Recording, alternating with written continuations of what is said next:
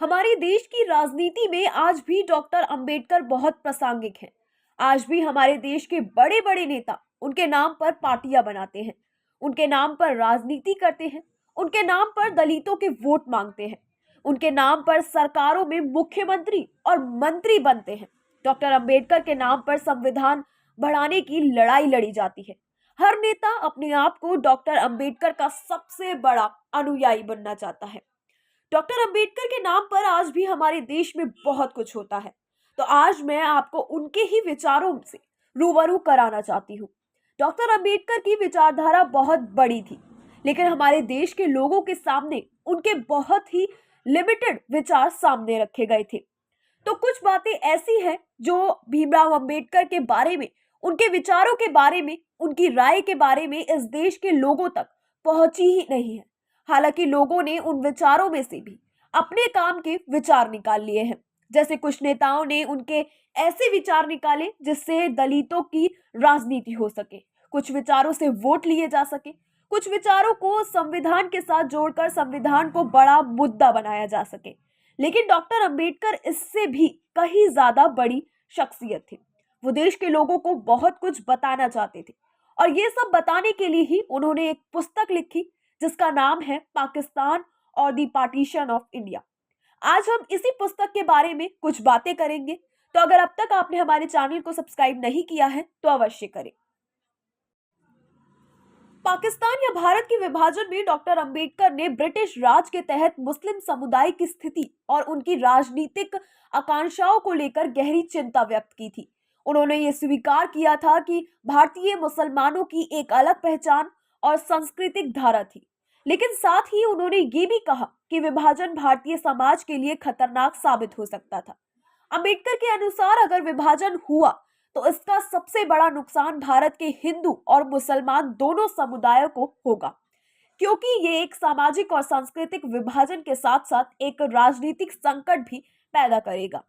अंबेडकर ने अपनी किताब में ये भी उल्लेख किया था कि भारतीय मुसलमानों के लिए पाकिस्तान की अवधारणा एक काल्पनिक सपना थी जो सिर्फ एक धार्मिक पहचान पर आधारित थी, जबकि भारत में मुसलमान समुदाय का इतिहास और योगदान कहीं अधिक विविध था। उन्होंने ये भी कहा कि यदि मुसलमान समुदाय पाकिस्तान की ओर बढ़ता है तो ये भारतीय राष्ट्रीयता और एकता के खिलाफ जाएगा, जो लंबे समय से भारतीय समाज की पहचान रही है। डॉक्टर अंबेडकर ने भारतीय मुसलमानों की धार्मिक पहचान को लेकर यह स्पष्ट किया था कि मुसलमानों की धार्मिक एकता के बावजूद उनके बीच भारतीय संस्कृति और सभ्यता के प्रति गहरी प्रतिबद्धता होनी चाहिए। उनके अनुसार मुसलमानों को अपनी धार्मिक स्वतंत्रता के साथ साथ भारतीय समाज की मुख्यधारा में योगदान देने की आवश्यकता थी। अंबेडकर का यह भी मानना था कि धार्मिक एकता के बजाय भारतीय मुसलमानों को भारतीय संस्कृति और राष्ट्रीयता में समाहित होकर देश के विकास में भागीदार बनना चाहिए। डॉक्टर भीमराव अंबेडकर ने अपनी किताब में स्पष्ट रूप से ये चेतावनी दी थी कि यदि भारतीय समाज को धर्म के आधार पर विभाजित किया जाता है तो इसका भविष्य अंधकार में होगा। उन्होंने विभाजन के बाद के संभावित परिणामों को लेकर अपनी चिंता व्यक्त की थी। उनका यह मानना था कि पाकिस्तान की अवधारणा को स्वीकार करना भारतीय समाज की एकता और अखंडता के खिलाफ होगा।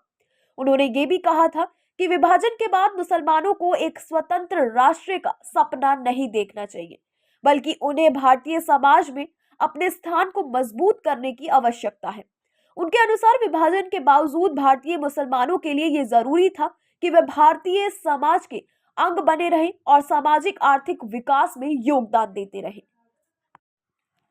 डॉक्टर भीमराव अंबेडकर के विचारों में समाज की एकता और समानता की बड़ी बात थी। विभाजन के सवाल पर अंबेडकर ने जो विचार व्यक्त किए थे वो आज भी उनके ही प्रासंगिक हैं। अंबेडकर का यह दृष्टिकोण हमें ये सिखाता है कि किसी भी समाज को धार्मिक और सांस्कृतिक आधार पर बांटना न केवल उनके लिए खतरनाक हो सकता है, बल्कि इससे सामाजिक विकास भी रुक सकता है। उनके विचारों में यह स्पष्ट संदेश है कि समाज के सभी हिस्सों को एक साथ जोड़ने और